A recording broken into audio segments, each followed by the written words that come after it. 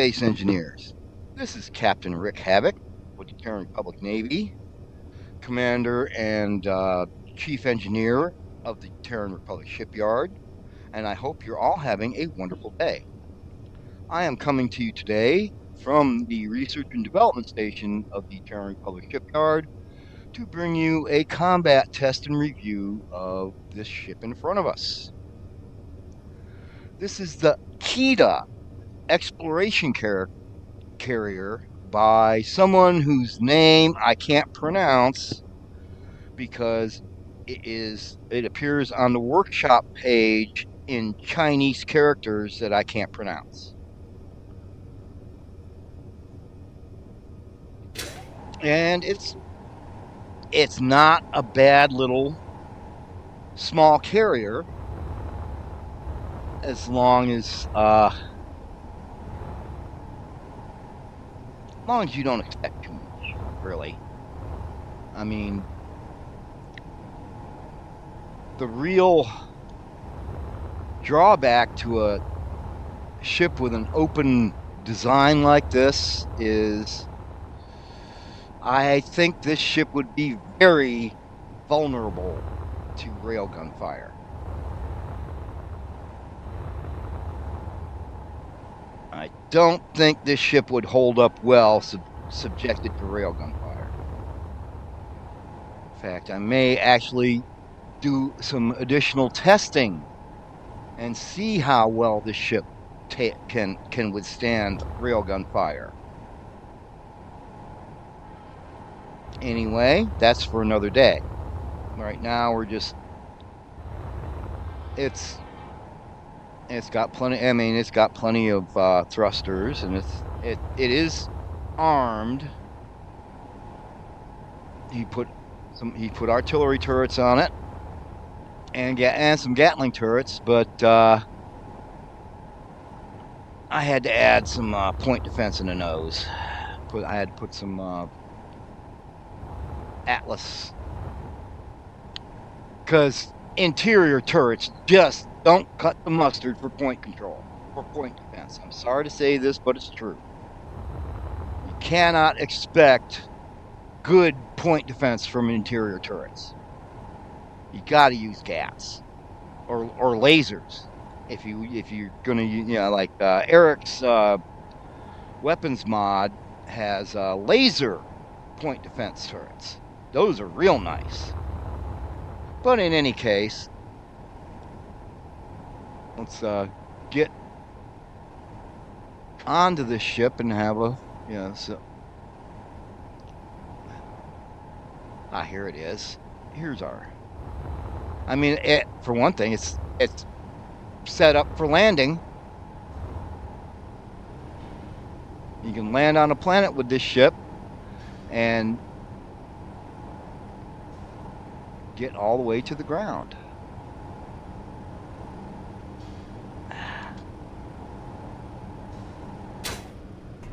There we go.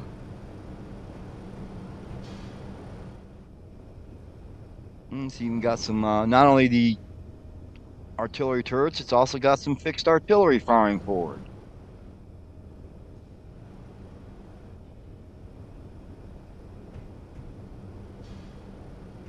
I mean, it's pretty well armed for a ship this size.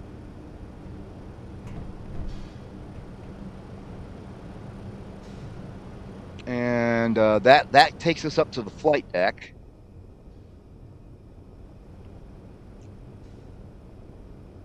And here we can walk around here and you can see what I'm saying about this ship being open architecture. And probably see why I'm concerned about its vulnerability to railguns.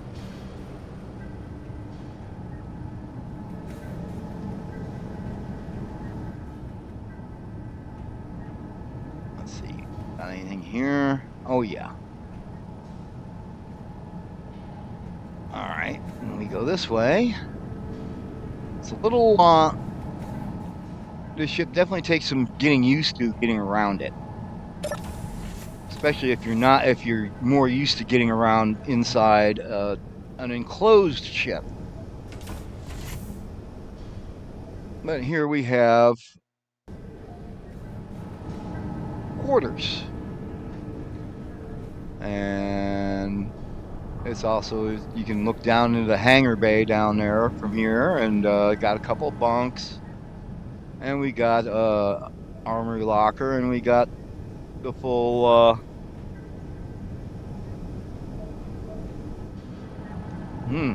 no, there is a shower in here, but there is no toilet. I think I would actually swap out this armory locker for a toilet if I were going to use this ship.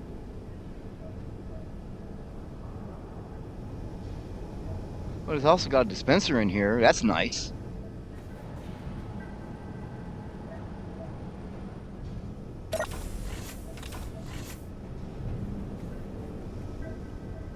Oh, the toilet's outside. Haha, the toilet is outside in vacuum. But in any case,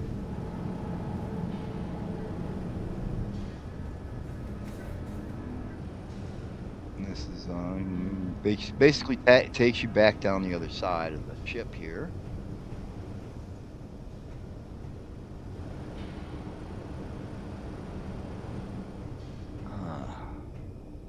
What the heck? We'll go up here. There's a flight deck. And we got connectors so you can connect ships up on it. Carry ships up here on the flight deck.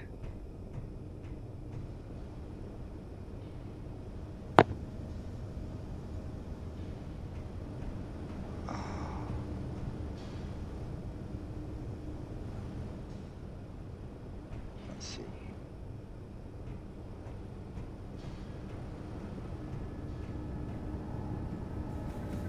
Let's see here. We'll just take these stairs down, back down.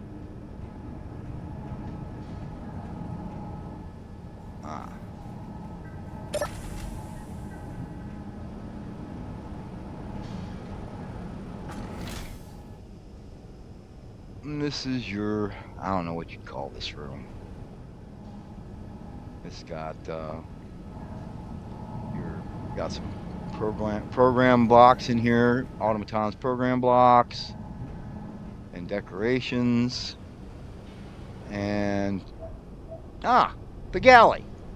The ship's galley.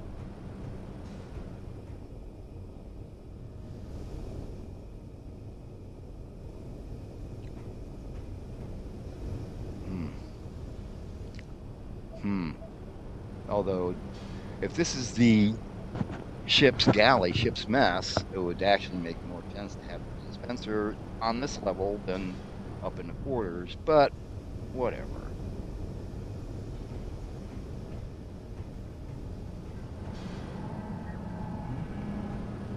Let's see, what's...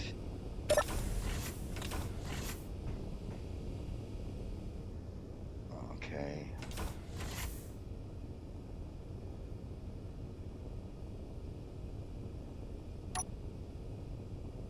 Yep, that's a jump drive. That's what I thought it might be.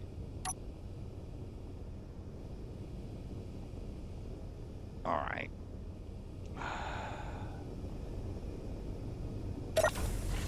I'm going to go back through here. There's another little small problem with the ship. Every time you go through a door, you're going to depressurize the compartment if you're in space.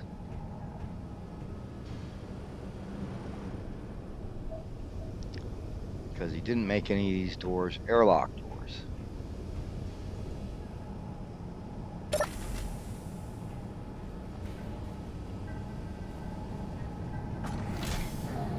I don't know, maybe making a mistake assuming the gender of the person who designed the ship.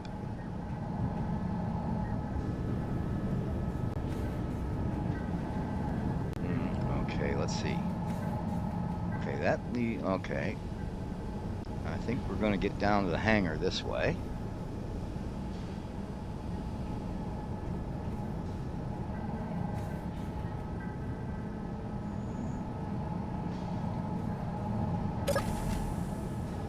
And here we have our medical room and cryo chambers. Ah, you can put an interior turret in here, I guess, to make sure no unauthorized persons try to use our medical facilities. Let's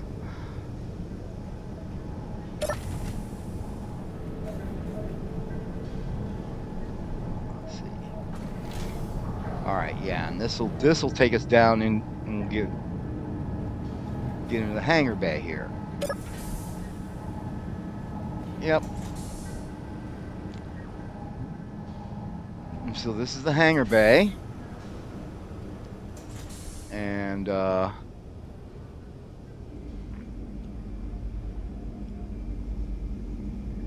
you can put a couple of fighters in here as well as up on the deck. Except there is an issue with using these magnetic pads to secure things to inside the hangar in single player mode. Basically, the problem is that they don't work right in single player. You save the game with fighter locked onto these magnetic pads. When you reload the game, the fighter it becomes detached from the magnetic pads and bounces around the inside of the hangar and does all kinds of damage. So it really would have been better to put connectors here instead of these magnetic pads. But and here's the door to open the hangar bay, I think.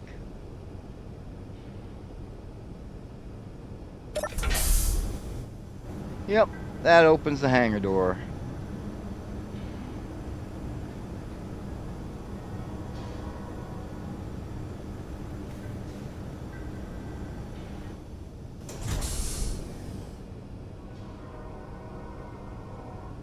He even stuck a jukebox in here.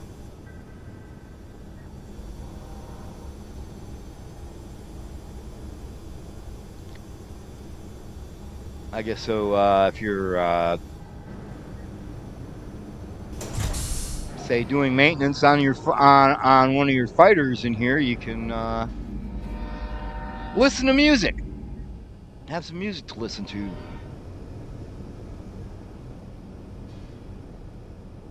Looks like.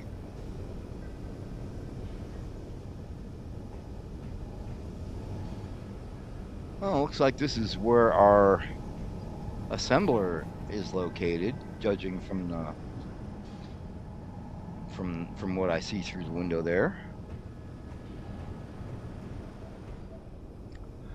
We even got a head in here. Yep. So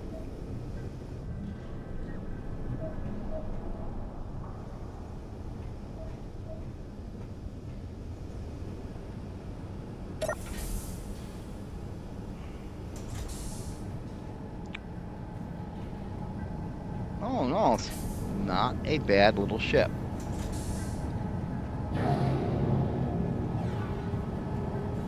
Okay. Oops.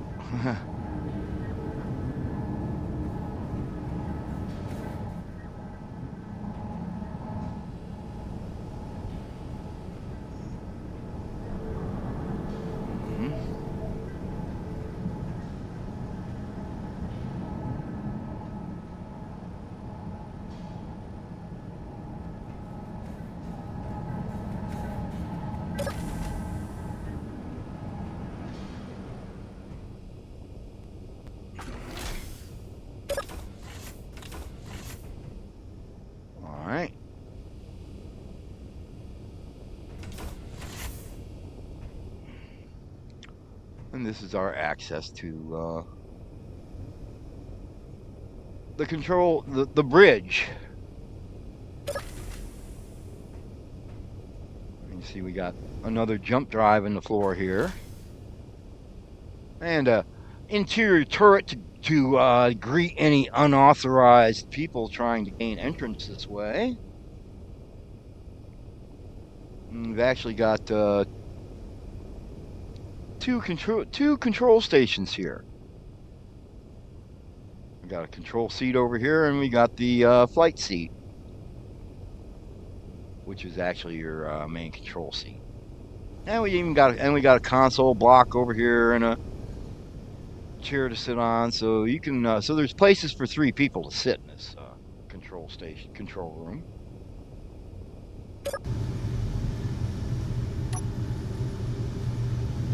And so let me show you the toolbars and the internals. We got the this toolbar set up for activating weapons and thrusters, and some of these were already on here, like the H2O2 generators and the hydrogen tanks and the projector.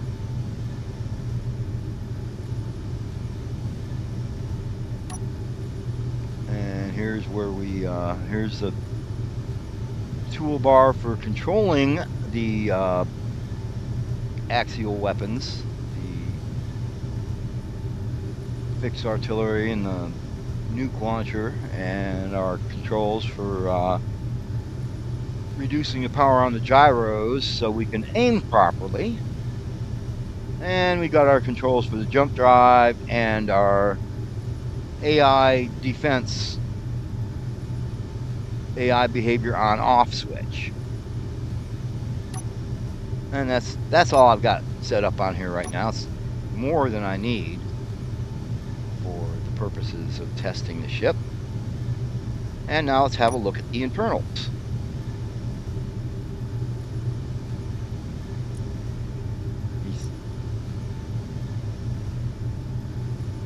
See how many groups he set up with basically Kida followed by what's probably Chinese characters. But anyway, we've got 8 artillery turrets,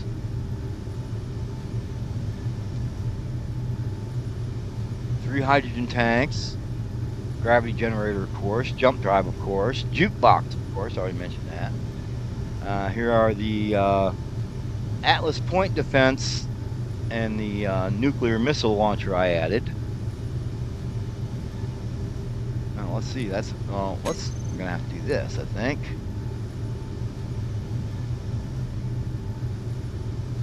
Yep.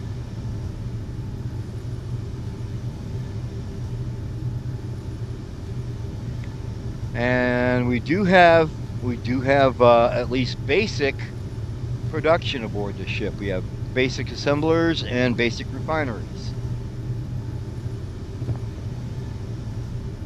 which is probably enough to be able to produce ammo for the ship itself and for any fighters you're carrying. Gravity generator, of course, 3 hydrogen tanks,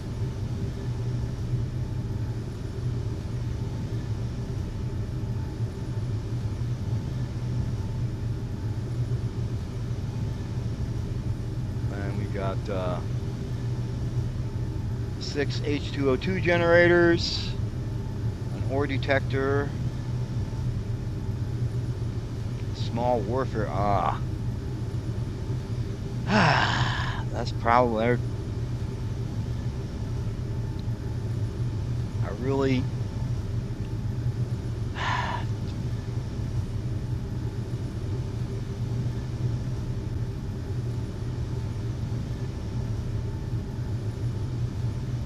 well, let's see, what's this, 15 megawatts, well, I guess one small warfare reactor is enough for this ship to power this ship, but I don't think you could add much of anything else that's going to draw power.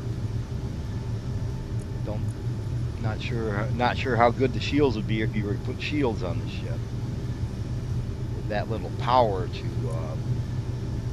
power them. So so this is the Kida Exploration Carrier, and I'd say it's not it's a decent small carrier as long as you're not gonna be facing any enemies that are too powerful for it. But in any case, if you are enjoying this content, would like to see more of it, please remember to go down to the buttons in the description and press those, the like and the subscribe and the notification bell, and leave a comment. Let me know what you think of this ship, and I will be back when I have this ship out on the test range and have set up an adversary to test it against. Until then, I hope you all have a good day.